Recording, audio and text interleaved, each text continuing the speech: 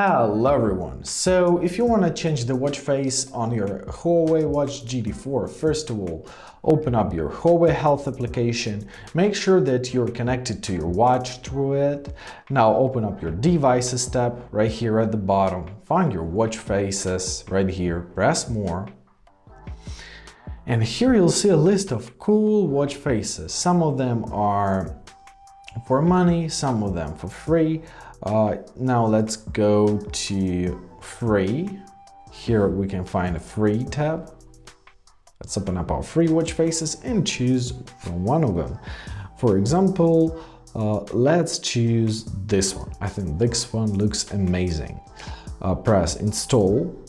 And basically that's it. Now, as you see, our watch face has changed. If you want to check the whole list of your watch faces, so let me show you once again, looking fresh, I like it. In your Huawei Health, find your devices tab, once again, watch faces, and here at the top, you'll find mine. And here you'll have your installation manager, your purchase history, your downloads, when you'll see all of your downloaded watch faces, and so on and so on. I hope this video is helpful. Thank you so much for watching and have a great day.